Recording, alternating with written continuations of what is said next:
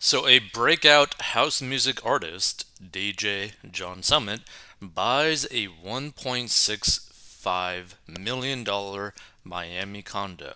Now, at first, I thought this was pretty much like a dumb choice to do until I did a little bit of research about DJ John Summit, right?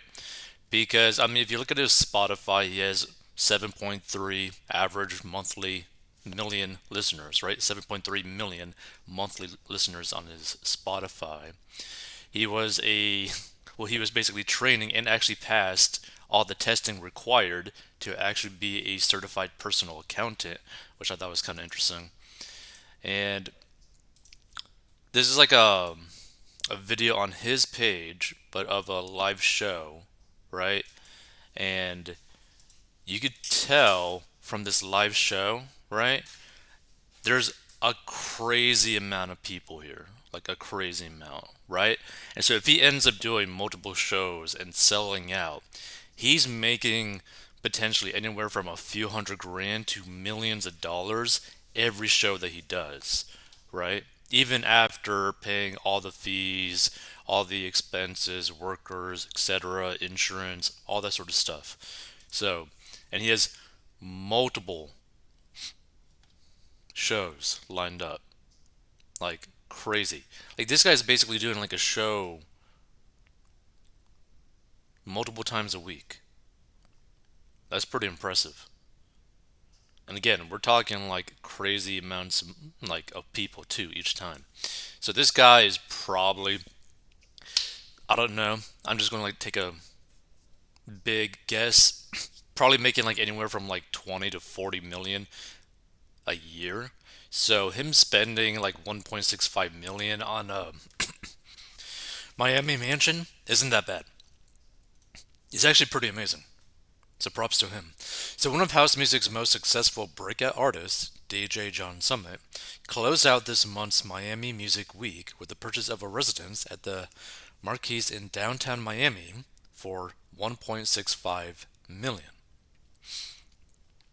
Made up of 3 bedrooms and 4 baths, the nearly 2,400 square foot spread boasts panoramic views of Biscayne Bay.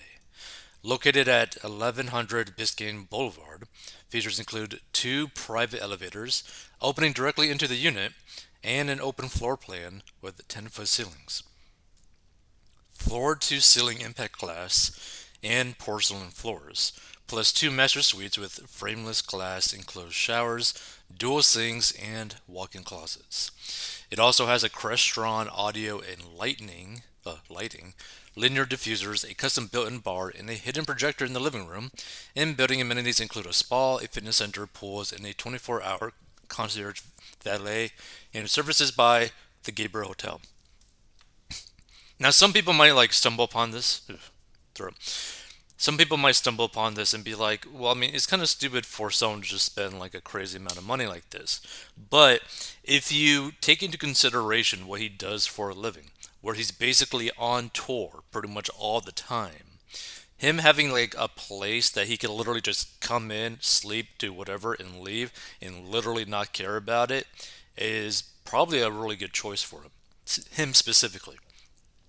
And again, we're talking like potentially such a little amount in like ratio towards what he actually makes in a year. Like imagine if you were making, let's say,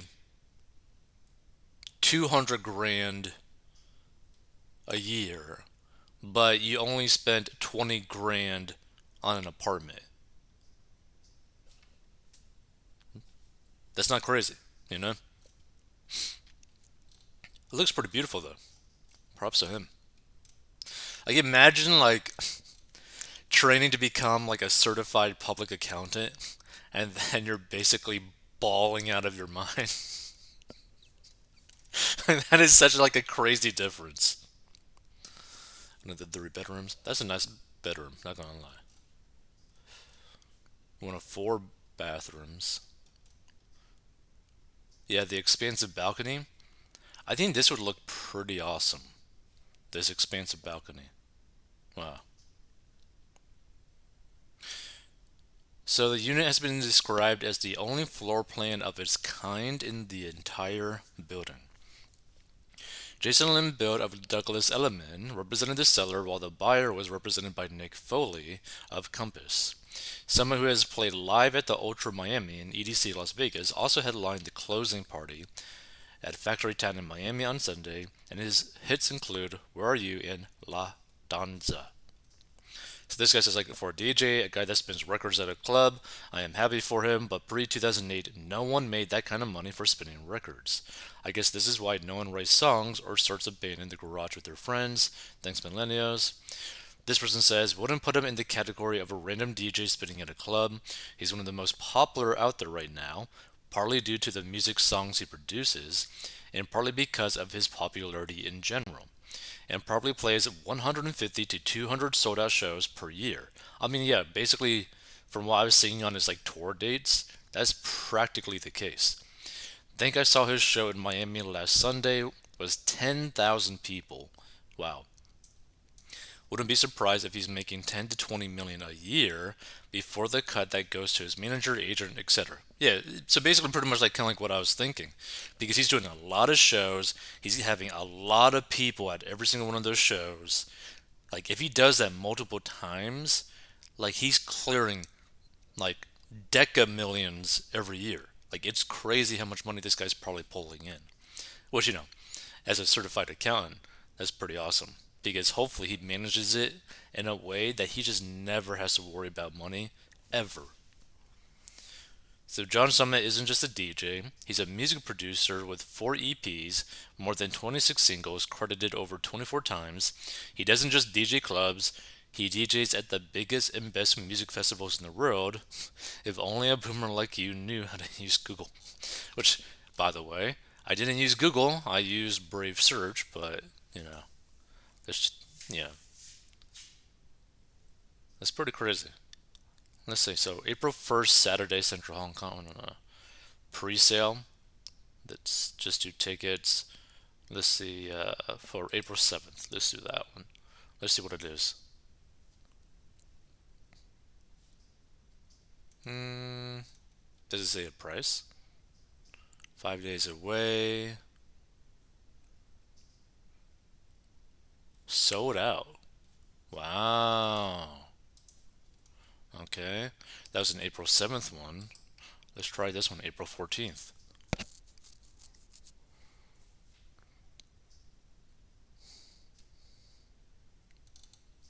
Is this also going to be sold out? No, no, it's not sold out. But yeah, I mean, he's making some really good amount of money on this. Like tickets are like 99 for a party pass, 75 for a party pass, 100 for a bar thing, VIP admission, 100 for another one. Oh, I guess it's like split between male and female. Male pre-sale ticket, female pre-sale ticket. Yeah, so I mean, he's definitely making a really good amount of money. So, especially if pretty much everything ends up getting sold out, and he's like scheduled for pretty much the whole year. That's pretty impressive. Which, by the way, props to you, John Summit. You're definitely doing pretty well. But yeah, I like. It's kind of interesting because like I never even heard of him, but he's definitely got a pretty good audience. Like, look at how many people there are here. That's pretty crazy.